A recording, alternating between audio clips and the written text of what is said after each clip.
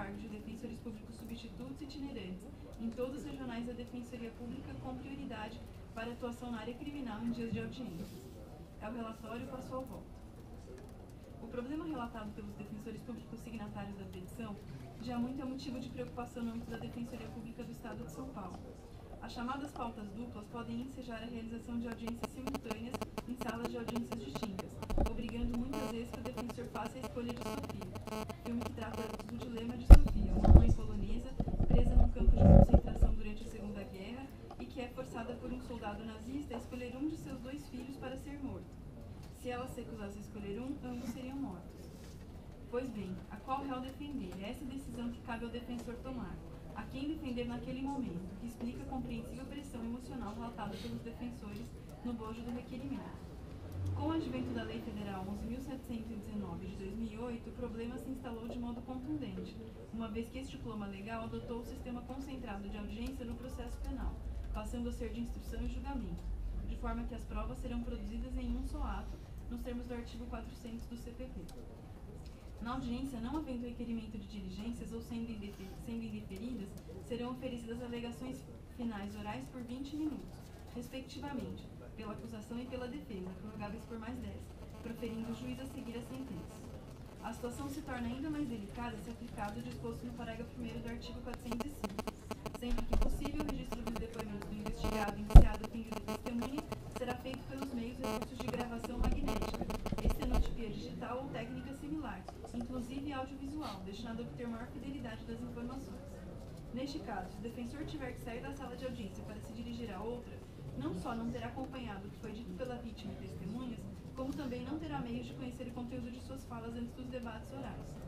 Contudo, ressalto que mesmo não havendo utilização dos recursos mencionados no inciso do parágrafo 1º, a ausência do defensor na audiência gera prejuízos irreparáveis ao réu, por ter cerceado seu direito à amplitude de defesa. Da presença do defensor na sala de audiências, também depende o exercício da autodefesa do acusado, pois o réu se manifesta por meio de seu defensor, especialmente em audiência. Sua voz é a voz do defensor.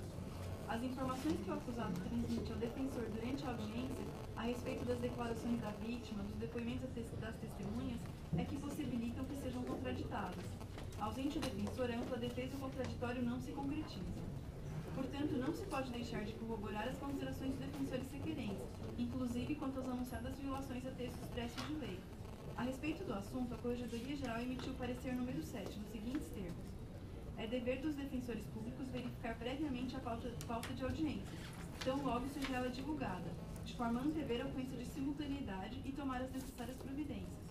Organizar suas agendas de modo a que todas as audiências sejam realizadas por defensores, mesmo que excepcionalmente seja necessário que um defensor participe de ato relativo ao processo que não esteja sob seu cuidado direto, mas que pertence às atribuições de outro membro da mesma unidade ou regional. Solicitar a um dos juízes que modifique a pauta de audiências. Na impossibilidade das hipóteses anteriores, comunicar o fato à coordenação auxiliar ou regional, de modo a que se encontre solução administrativa para a situação.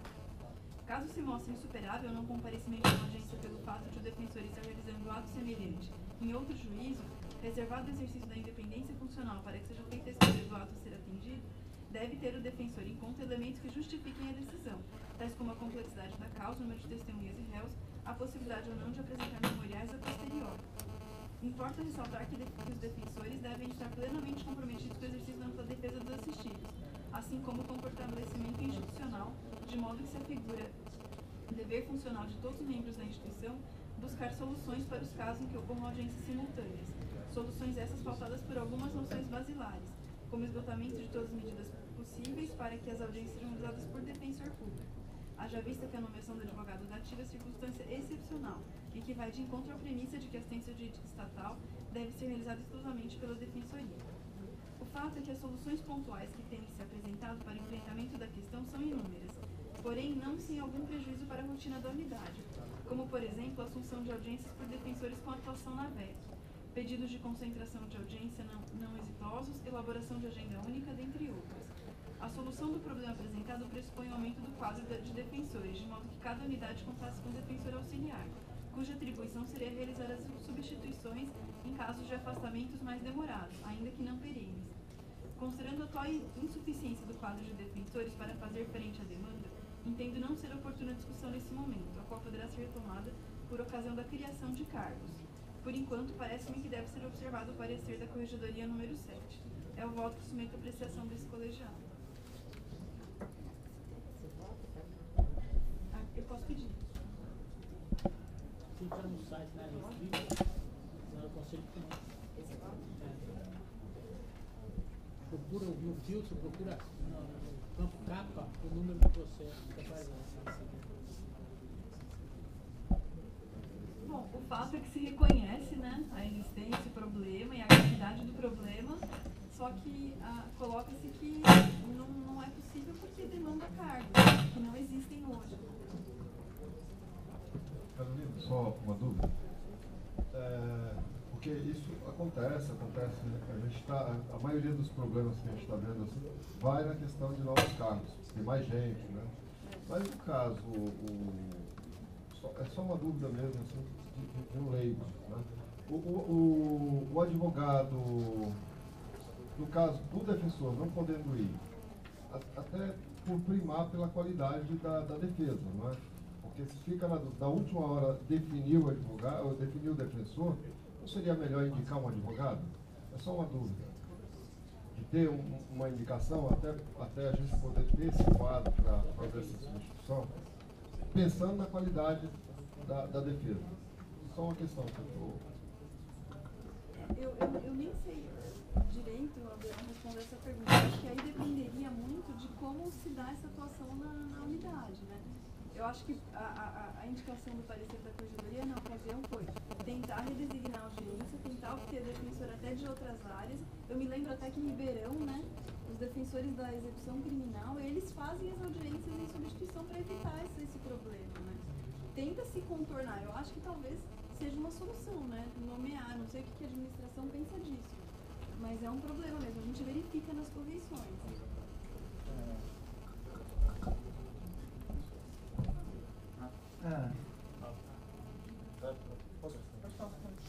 Não, realmente eu acho que a questão é tormentosa.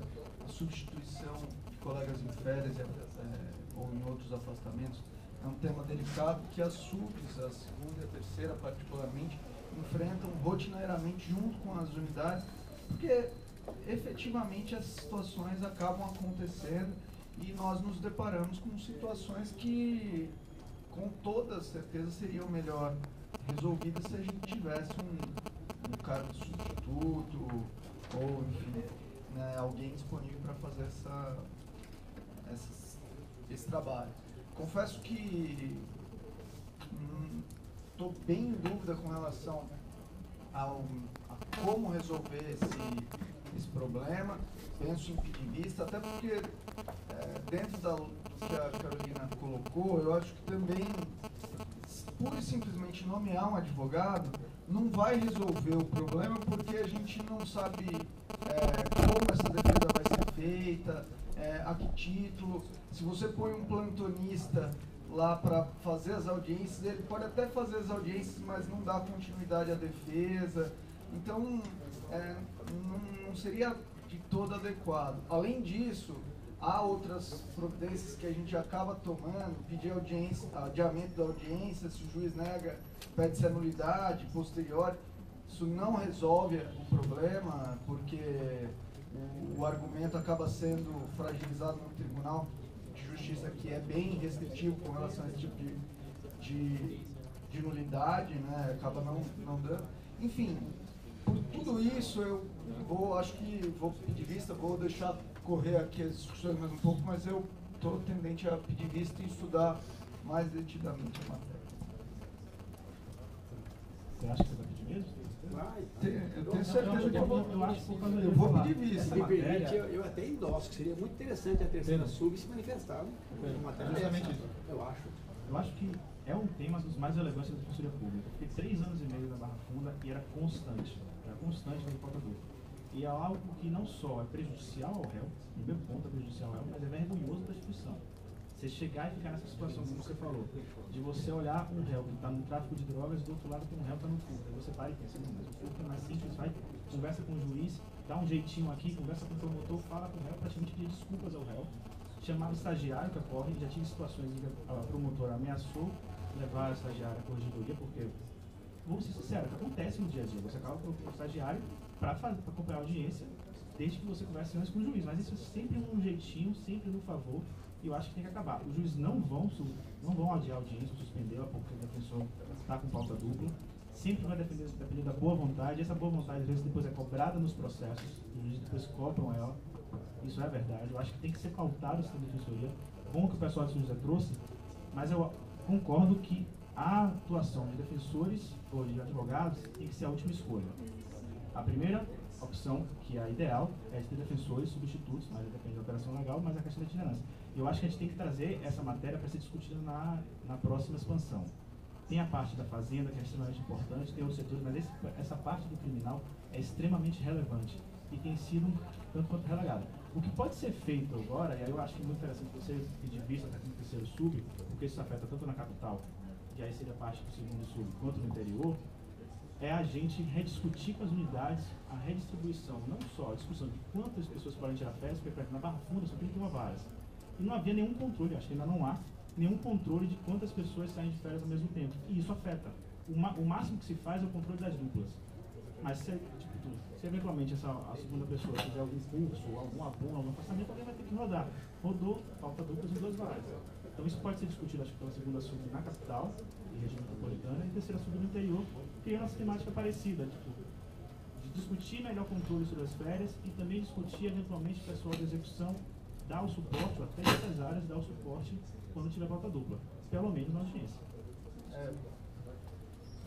Uma coisa que eu acho bem importante é que eu realmente acho que nomear um advogado Aldeirão não é a solução. Até porque imagine o advogado fazendo os memoriais para aquele réu, naquele momento. Melhor ir para a defensoria, talvez, porque o defensor faz memoriais. Eu não vejo com bons olhos nomear advogado. A prática também, infelizmente, só para terminar aqui. Não, tudo bem. Eu ia falar o que São Jorge, porque tem pedido de vista, já feito, né? Regimentalmente pediu vista, Ainda acabou, não pediu oficialmente, né? Ele está pensando. Ele também abriu a possibilidade de discussão. Na prática também, vamos ser bastante sinceros aqui, bastante prático. A gente acompanha que a advogada criminal vê isso.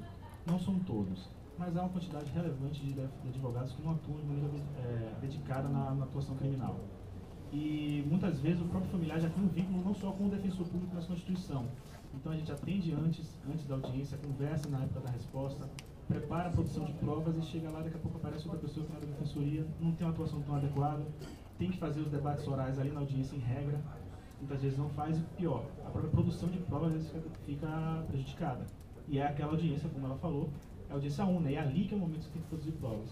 E você tem que ter pessoas que de fato conheçam os processos. Claro, tem vários processos que são simples, você, uma breve olhada no processo meia hora antes da audiência, você já consegue entendê-lo. Mas nem sempre é assim, e eu acho que a gente tem que valorizar isso, é um tema de valorização institucional. Valorização institucional é ter os defensores públicos sempre nas audiências. E a gente tem que buscar essas metas, seja criando, acho que agora que é o possível, criando essas substituições e apoios internos, seja na próxima expansão, nas próximas expansões, pensar no caráter de itinerância. Só que, dialogando um pouco com o Pedro, na verdade eu tendo a pedir isso, mas eu acho que é importante um pouco do debate, até para eu entender aqui melhor a questão e a gente trabalhar um pouco junto e tal. Por isso que eu estou deixando... Nossa, se eu pedisse vista agora, eu já ia querer a vista. Tudo bem, eu entendo. O tema realmente é relevante. Mas nós vamos ficar esse tempo o dia todo, porque eu tenho certeza. É um tema. Não, eu vou. Mas a relevância do tema, acho esse que tema justifica. mas ele é tão relevante que não vai terminar agora, que eu tenho certeza. Né? Sim, mas pode amadurecer até a formação da convicção dele até porque, de como votar. Você vê, até como é rica a discussão, a Carolina trouxe aqui, o Augusto também falou, do exemplo de unidades em que não se permite a pauta dupla, porque os defensores, independente da área, substituem, seja no civil, para evitar as pautas duplas que ocorrem no civil também, seja no criminal. Isso é um bom exemplo de como internamente, atuando como corpo, como instituição, e não como defensores isolados, a gente pode superar. Não estou falando que essa vai ser a linha, né, mas eu acho que a gente tem que pensar de forma global, e isso advém dos debates, das opiniões. Aliás, particularmente essa semana eu estive em Ribeirão Preto e lá Isso ocorre, como a Carolina também lembrou, e é um ótimo exemplo de como evitar a pauta dupla. É justamente sobre a experiência lá de Ribeirão Preto, de São José do Preto, hoje que eu tenho conhecimento também de Franca, que tem, na verdade, Rio Preto, quando eu estava lá, não hoje, depois não sei como funciona, mas eu fiquei sabendo que em Franca tem, em Ribeirão nós estamos fazendo, ainda de uma forma reduzida, mas estamos resolvendo essa questão, é que eu acho que realmente tem que refletir. Acho que o problema existe, mas ele é agravado porque defensores só quer fazer substituição na área em que está designado para aquele cargo. Ou seja, quem é do criminal às vezes só quer fazer substituição criminal. Quem é da execução só quer fazer substituição da execução. Quem é do civil não quer substituir criminal. Mas eu acho que nós somos defensores públicos. Nós não, quando prestamos concurso para trabalhar em qualquer área. E dentro da regional, num primeiro momento, eu penso que tem que ser evitado. Isso aí tem que ser uma posição institucional realmente de se evitar a pauta dupla, ainda que tenha que chamar um colega de outra área para fazer a substituição naquele dia. Ou seja, tem que dar preferência para a mesma área, não havendo colega na mesma área, chama-se com uma área mais próxima, por exemplo, criminal. Tem algum outro colega criminal que não tem audiência naquele dia que pode substituir? Não, não tem. Qual que é uma área mais próxima que eu vejo? Seria várias execuções criminais, da VEC. Tem algum colega da VEC dentro da regional que poderia substituir, que não tem audiência? Coloca da VEC. Acabou isso aí, passa para a infância, para o civil, mas todos os colegas têm que verificar se na regional, se todos os colegas têm audiência naquela data. Não havendo, eu entendo num primeiro momento que a substituição tem que recair para que não ocorra a pauta dupla. E essa solução, na verdade, essa ideia que eu tenho de formação de escala para substituição com base na audiência é apenas inicial para minimizar o problema que nós temos hoje, até a criação de cargo substituto. Então, se realmente quando for criados os cargos substitutos, é óbvio que eu acho que essa é a melhor solução, ter cargo substituto por regional, para poder cobrir esses afastamentos. Não tendo, num primeiro momento, para minimizar esse problema, essa é a solução que num primeiro momento que eu vejo. Não, só reforçar a importância do IPM, dizer que eu esperava mesmo que a administração possibiliza esse processo, está fazendo um estudo, né? Hoje é um dos maiores problemas da área criminal é a questão da pauta dupla, né? A gente não pode deixar de dizer também que a pauta dupla surgiu, né, de um histórico já da Procuradoria, que tinha uma atuação primordial nessa área, na Barra Funda, era uma atuação inclusive exemplar. E com a expansão, né, não só a expansão da Defensoria, mas a expansão do serviço judiciário, né, do serviço jurisdicional, infelizmente a Defensoria não acompanhou, né, essa expansão. E hoje a gente trata a questão da pauta dupla como muitas vezes um problema, mas que é um problema não só de correção do passado, mas é um problema que vai nos dizer os caminhos que a gente vai seguir nos processos de expansão, né? A gente criar unidades tentando abarcar todas as atribuições, é óbvio que a gente vai continuar criando pautas duplas nas unidades novas, né? Seja na área criminal, seja na área civil e família, né? Não tem como a gente fazer uma prestação no serviço que a gente vai atender todas as varas, vamos atender todas as demandas, se a gente não tem defensores o suficiente para tudo, né? A solução dos problemas do passado não podem, de forma absoluta, se sobrepor às prioridades também institucionais. Nós temos prioridades institucionais de expansão, né? Nós temos as conferências, nós temos as pré-conferências, as conferências que ditam, né, para onde vamos crescer, para onde vamos expandir, para onde vão as unidades, que cargos serão criados. E a questão da pauta dupla é um problema que tem que ser encarado dentro desse contexto todo, dentro de toda essa complexidade de expansão. Não só um problema, temos que atender todas as demandas criminais. Entendo, temos que atender. Na verdade, nós temos que atender toda a demanda de assistência jurídica do Estado. Então, por isso que eu acho importante a administração puxar essa responsabilidade. Eu até sugestionaria que, se tivesse uma comissão de estudo, né, se montasse uma comissão, montasse um grupo de estudo para tratar de alternativas, né, seja alternativas para o processo de expansão, seja de alternativas para problemas do passado. São os problemas hoje das pautas duplas já existentes. Até acho mesmo que a nomeação de advogado conveniado não seja de fato o melhor caminho, mas nunca vai deixar de ser uma alternativa para uma carreira ainda pequena, uma carreira ainda que tem um número insuficiente de defensores para a demanda existente. E de fato tem que ser uma alternativa. O que não pode ter a falta desses profissionais não pode diminuir o acesso à justiça pela população carente, porque você manter a pauta dupla pode ser tão ruim quanto você ter advogado conveniado, porque você não tem defensor ao mesmo tempo prestando assistência jurídica, né? Então, qual é o caminho adotado? Nós temos sim outras alternativas. Eu acho que quem sabe um estudo da terceira sub possa nos conduzir ao processo de expansão e à solução de problemas do passado, né? A inscrição da Franciane, aí eu pedi para quem mais quiser falar encerrar as inscrições na fora da Franciane para a gente avançar. Bom, o pedido de vista da terceira sub, eu acho que na verdade a terceira sub e acho que de repente até a segunda sub pode se manifestar nesse estudo posteriormente, porque a gente tem o problema da Barra Funda. Eu acho que o pedido de vista a gente talvez tenha que refazer esses debates mais para frente, mas eu quero dizer que eu estou realmente muito preocupada. Não me lembro de, em outras situações trazidas aqui sobre problemas ligados à defesa, que se tenha dito para mexer em férias, para colocar defensor de outra área para substituição. Isso realmente não me lembro de escancaradamente alguém ter defendido isso aqui. Fico muito preocupada. Eu entendo a questão do serviço público, da continuidade, mas eu acho que essa não é a solução. Falar para o defensor que eventualmente tem que se ver como é que está a questão das férias dele, a menos que a gente imagine que exista realmente um descalabro, que nenhum tipo de controle, por exemplo, na Barra Funda, que eu não acredito que aconteça. Agora, imaginar que, isso falando da situação prática, que um defensor da VEC, por não ter audiência, possa se prestar a fazer a audiência de colegas que estão com pauta dupla, desculpa, mas isso me parece um desconhecimento da realidade dos colegas da VEC. Da mesma maneira que a gente poderia instituir aqui que um defensor da VEC pode receber 30 processos e quando ele recebe 100, ele caçar um defensor das varas ou do DIP para ajudar.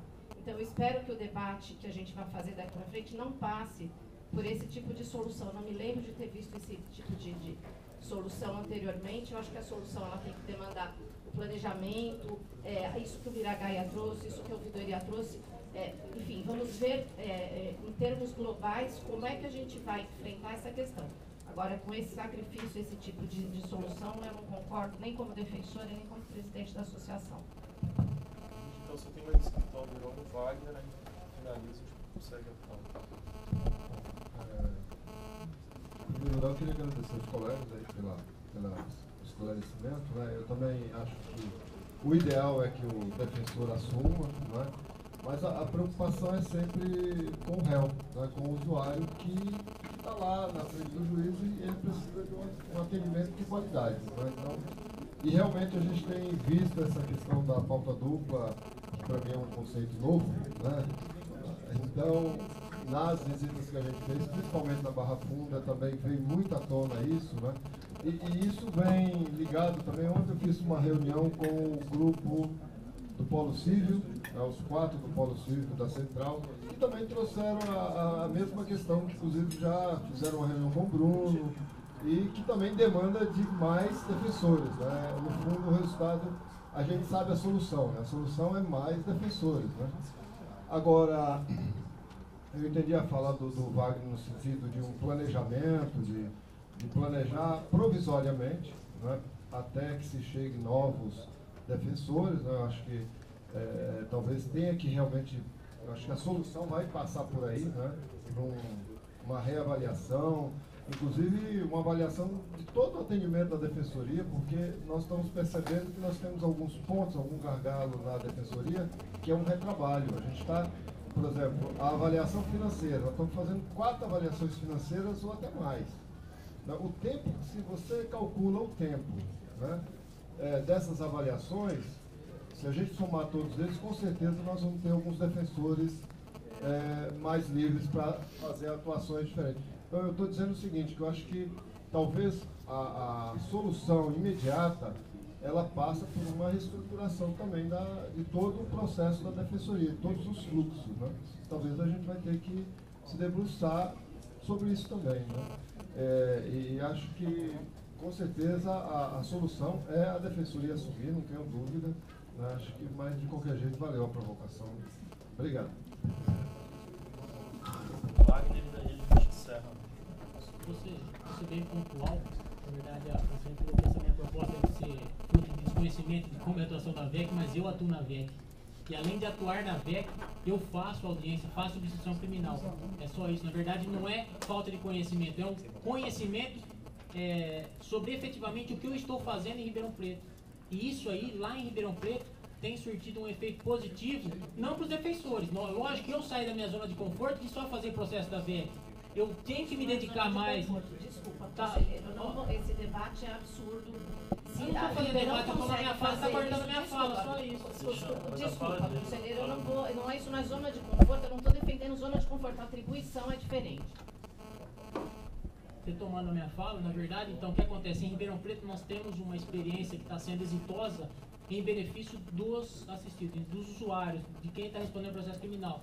Então, lógico que há um esforço muito maior de nós que estamos na VEC, além de dar conta dos processos da VEC, também fazermos substituições na área criminal, mas isso tem sido muito positivo. Então, na verdade, não é uma falta de conhecimento, é um conhecimento sobre o que está, uma realidade que está ocorrendo hoje e que tem tido efeito positivo. Passando próximo da pauta, 246. Peço vista. Vista para a terceira subdefensoria.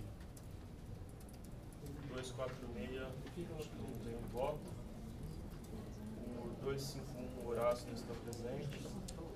253, interessado por Regidoria Geral da Defensoria Pública do Estado, sob comissão extraordinária. Relator, conselheiro Pedro Abelardo. Desculpe, qual é? 253. Dá para jogar esse que eu estou aguardando uma informação que eu pedi?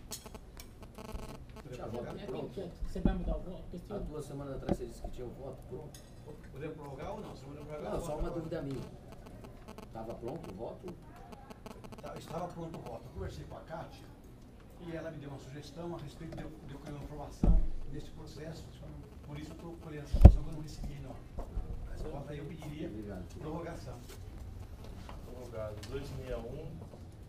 Interessado, coordenador do Núcleo de Habitação e Urbanismo. Assunto: proposta de abertura de inscrição para membros e colaboradores do Núcleo. Com vista para o Horácio. O 264, Núcleo do Idoso. Esse está comigo. Relatório semestral. Conselheiro relator Pedro Abelardo.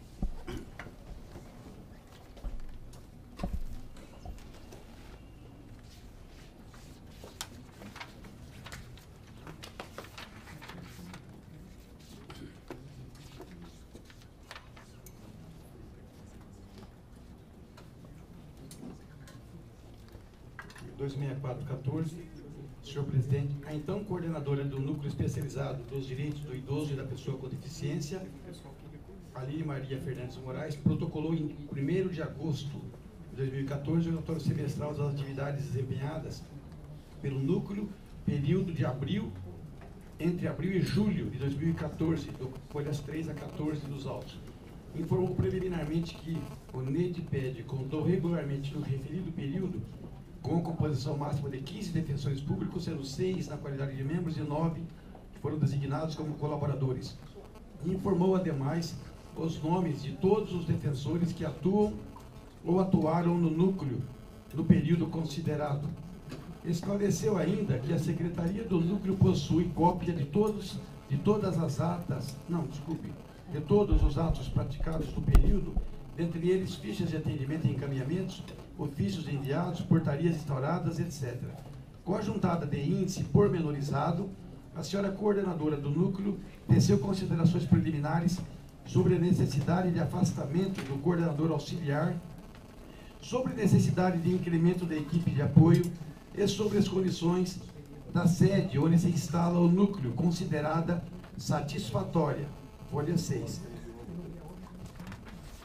E passou a relatar pormenorizadamente as atividades desenvolvidas no semestre, com divisão por itens, nos termos das deliberações CSTP 3807 e 8308. Autuado o procedimento, foi distribuído ao conselheiro subscritor, que passa a proferir o presente voto com a aprovação do relatório semestral.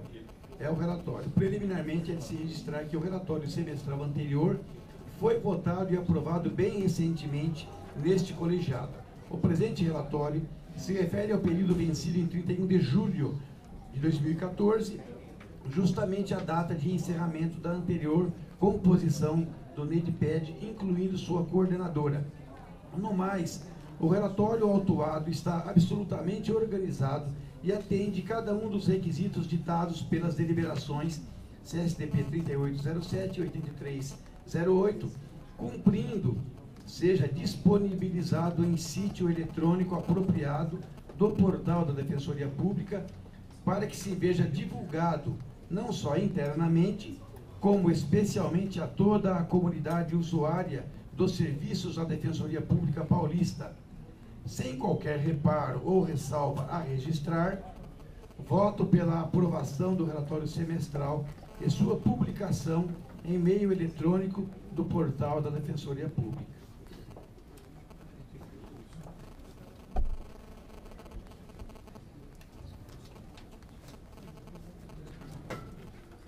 Pela aprovação do relatório, sem nenhuma recomendação, né? Sem nenhuma recomendação. Não, sim, eu peço que ele seja publicado, né? Só isso. O que fala? Tornado público através do portal. O relatório ser publicado.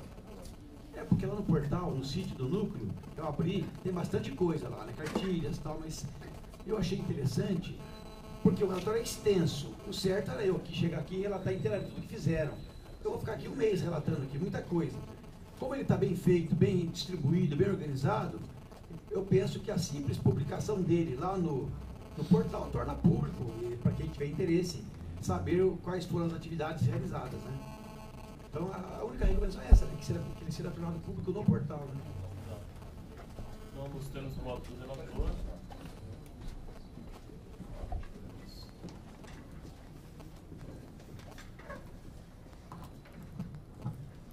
na verdade, eu acho que é salutar aí a providência que o Pedro sugeriu no seu voto, de publicação, divulgação do relatório.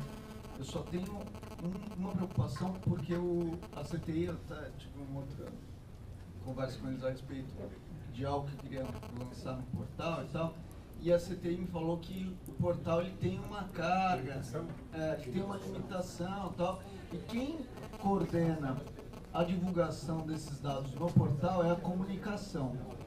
Aí, eu acho que para a gente contemplar o seu voto, se talvez fosse o caso de colocar um resumo. Ou isso. De repente isso, ou então a gente fazer uma consulta à comunicação para ver se é possível. A comunicação e a CTI por conta só dessa limitação do portal. Ele fato é longo, o relatório é longo. Então. Aí, se você estivesse de acordo... Não, eu concordo, acho melhor. Quem sabe pedir-se ao núcleo, né, que encaminhe um relato resumido dessas atividades, né? Algo assim. Eu acho que talvez até seja possível publicar inteiramente. Eu só tô... Exigência em todos, realmente aí vai... eu acho que dá até para publicar inteiramente, só precisa consultar, né? Não sei. então pode ser com essa recomendação com consulta à assessoria de comunicação para só ver a viabilidade técnica mesmo. Então, nos termos do voto do relator, com essa recomendação e com consulta à assessoria de comunicação para ver a viabilidade técnica de disposição disso no site. Mas depois você dá um retorno, se tem viabilidade. Tá bom. Essa é a nota, sabe? Só para depois eu dar esse retorno do conselho, que a comunicação falou sobre a possibilidade de ação do grupo. Então, nesses termos, quem concorda não tem como está, aprovado.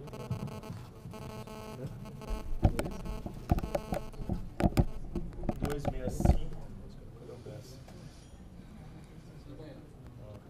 Vamos superar depois. 267, divulgação. 269 é o Horácio. A gente não votou ainda o afastamento da associação. Tá aqui. Ficou para diligência ainda. Não, é associação. Ah, não. O processo está aqui no voto. 269. Vocês acham? Se interessa.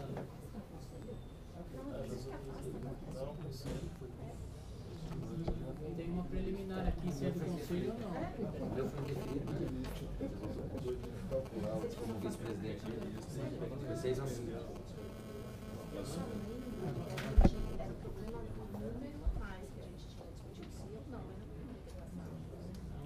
O afastamento da Fernanda e do Leonardo passou. O meu foi definido para afastar. 265 você tem aí? Não.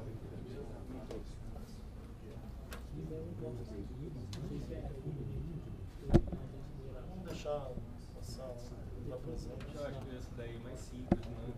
Eu acho que quando é um processo um pouco mais complexo, é complicado se o relator não estiver aqui para defender o seu voto, mas sendo um pedido de afastamento, assim como de estágio probatório, não tem problema. Até porque eu acho que não deve ter que fazer nenhum apontamento no voto dele. Tem algo aí que você acha que você... Tem, né? Ele superou, que é justamente se é o conselho ou não que eu bati o olho lá, cumpriu o que é e tocou pelo definitivamente como afastamento, como você tem. Então, esse caso ele pedir vista depois do voto do. Então, a matéria iria. Depois do voto dele, né? Então vamos fazer a leitura. Você faz a leitura?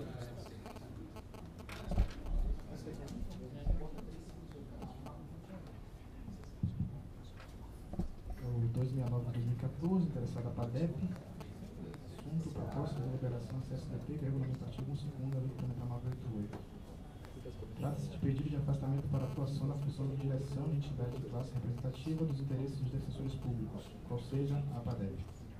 O pedido foi endereçado ao defensor público geral, subscrito pelas excelentíssimas defensoras públicas Franciane de Fátima Marques, Ana Cecília Silva Ferreira de Oliveira e Fabiana Porteiro Zapata, que remeteu os autos ao Conselho com fundamento no artigo 31, inciso 7 e 150, inciso 7, ambos da Lei Complementar 988. Eis a do necessário. Como questão preliminar, deve-se analisar se é ou não caso de conhecimento da matéria pelo Conselho.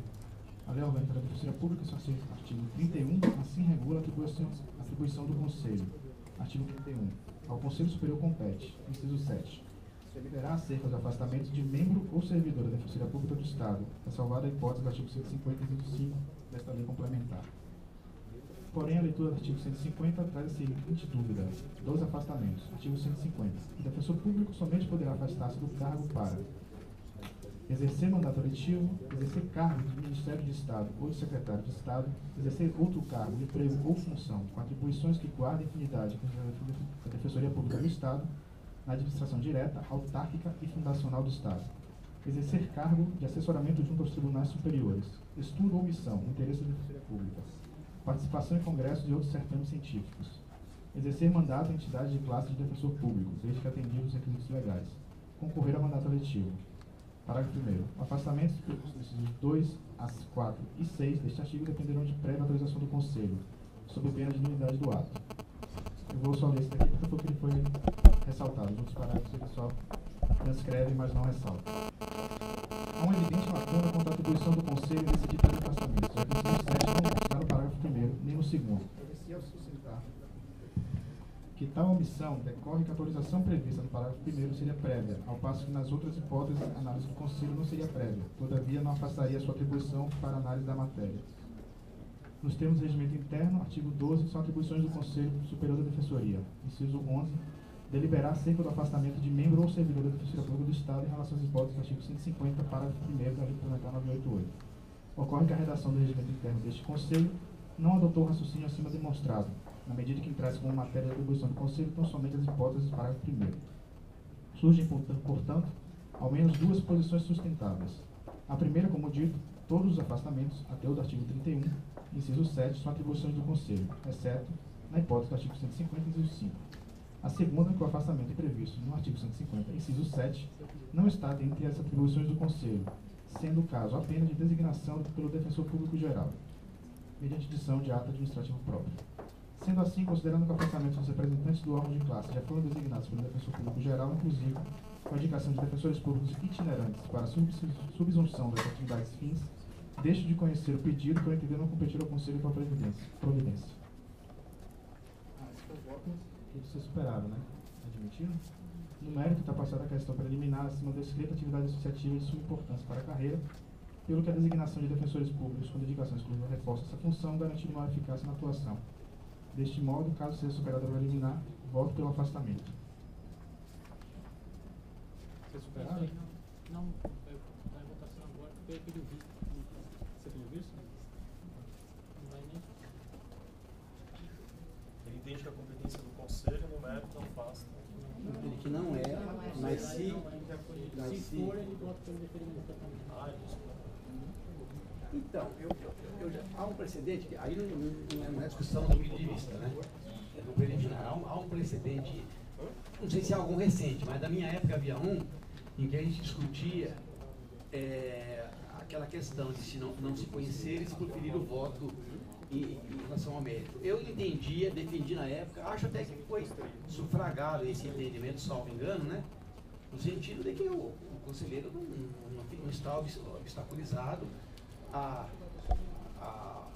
votar, propor por não conhecer uma matéria, mas também, eu assim entendi, né? Mas na época surgiu muita discussão, né? Também em seguida proferir um voto relacionado ao mérito, né? Esse é o caso típico, né? Porque se for aprovado no conhecimento, nem havia que se falar aí do mérito, né? Mas de qualquer forma, eu próprio acho que é perfeitamente cabível, nada impede, então de minha parte não há problema algum o voto vir dessa forma, né? Agora eu gostaria realmente de estudar o seu caso. Não vista, conselheiro federal. 273.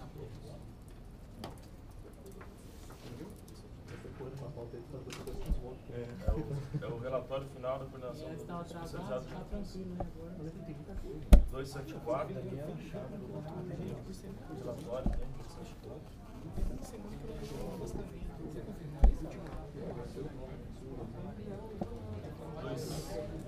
275. Você defendeu, mas ela acabou abandonando com os mortos. 286. Tem voto dessa? 289.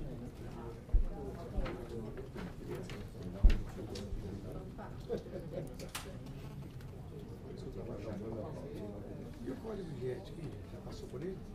Não. Não tem voto.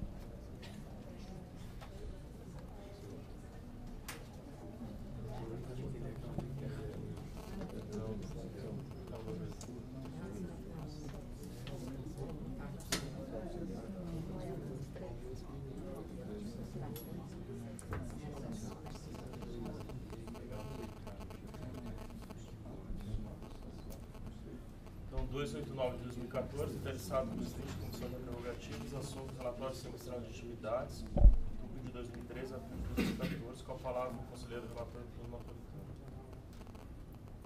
Trata-se do expediente instaurado para análise do relatório semestral de atividades da Comissão de Prerrogativas, referente aos meses de outubro de 2013 a abril de 2014. O então presidente, Dr. Matheus Oliveira Moro, protocolizou no último dia 25 de agosto o relatório na Secretaria deste Conselho Superior, nos termos do artigo 1º, a linha N da deliberação CSDP número 270 de 2013. A Secretaria do Conselho juntou cópia do voto do relator expediente, que apreciou o relatório semestral anterior. Os autos foram distribuídos a este conselheiro. É a síntese do necessário. Inicialmente, vale frisar que, embora o mandato do interessado tenha encerrado em abril, tendo ele apresentado o relatório apenas em agosto, ou seja, quase 4 meses depois, a deliberação de regência não fixa prazo para a apresentação. Deste modo, apesar de grande lapso temporal decorrido, não há como dizer que o relatório é intempestivo. O relatório apresentado respeita os requisitos formais estabelecidos pela deliberação CSDP 270 de 2013, traz a composição da comissão no último semestre, indica as datas em que ocorreram as reuniões, juntando-se as respectivas atas em meio digital, e apresenta quadro de controle de processo em tramitação na comissão. O único comunicado enviado pela comissão no semestre foi juntado, assim como votos proferidos e relatórios juntados aos expedientes em trâmite.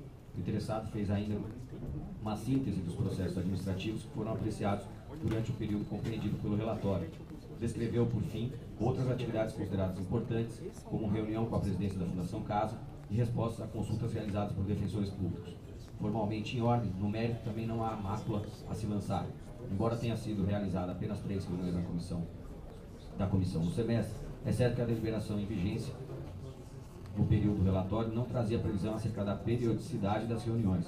A obrigatoriedade de reunião mensal adveio apenas com a deliberação CSDP 302 de 2014, em 29 de agosto.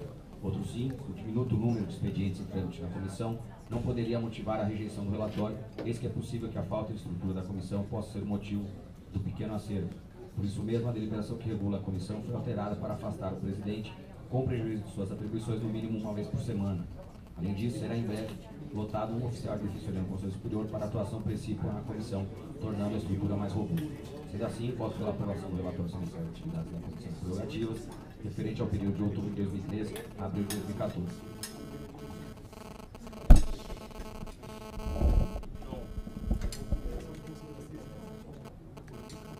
Encaminhamento pela aprovação. Se todos concordam com isso que está, aprovado. 295. Em 2 estágios probatórios. Então é o 10 de 2012, Luiz Otávio Ferrato, e o 5 de 2012, Fernando Thiago Valera. Com a palavra do conselheiro Luiz Otávio. Senhor presidente, inicialmente eu queria fazer um pedido, na verdade, mais à IDEP, sobre a administração superior, mas se possível repassar. O que acontece? Na análise dos 2 estágios probatórios, em um deles tem uma informação do seguinte conteúdo, eu vou tomar liberdade de ler.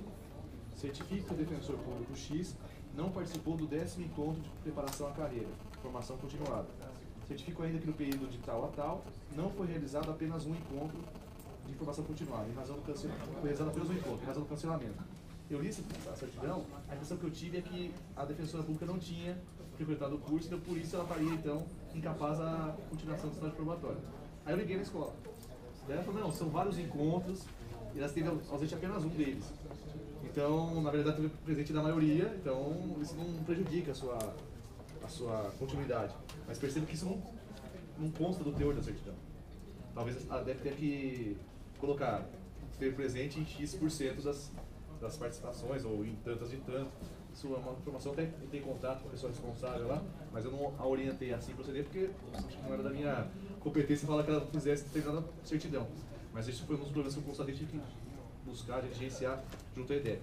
No mais, ambos, tanto o 05-2012 quanto o 10-2012, estão aptos a continuar o estágio probatório, com manifestação favorável da corregedoria, da CAEP, só a questão da certidão. Essa certidão, eles falaram para você? Não, a certidão eu vi o consultor dessa que está aí. Mas a ideia é que você falou assim, pelo que eu recebi informação... Eu liguei na ideia. Ok. Tá ok. Mas eu, assim, a princípio, eu acho que isso tem que ser formalizado. É que isso, como o estágio é continuação, né? Isso não é um ato proibitivo. Então, até o final do estágio probatório tem que estar informado. Mas então por isso que eu não voltei para suspender nada disso, acho que não havia necessidade. Suspender, na verdade. Como vai... A ideia é para fazer nova certidão de acordo com o que realmente aconteceu. Sim. Eu acho então que... Mas isso é só uma questão de redação da certidão, que deve mudar para todos os estágios probatórios. Não só para o dela, porque no outro estágio é a mesma certidão. Então, ele acabou certificando apenas o que não foi. Naqueles que eu analisei, não, a certidão foi certificada normalmente. Atingiu 75%, não, mas 100%. É que você está confundindo, velho. Porque uma coisa é a continuidade do estágio probatório. Outra coisa é quando vai confirmar na carreira. Quando vai confirmar, vem... no segundo relatório. Ah, é? Quando vai confirmar, geralmente eles mandam o percentual. Isso aí é continuidade. É continuidade. Quando é continuidade, eles não mandaram pra mim, pelo menos. Então acho que valia a pena que fizesse, mas isso é só uma mensagem. Nós temos o voto do relator, quem concorda com o texto como está, aprovado por unanimidade, 10 de 2012 e 5 de 2012. Então, declaro encerrada a sessão.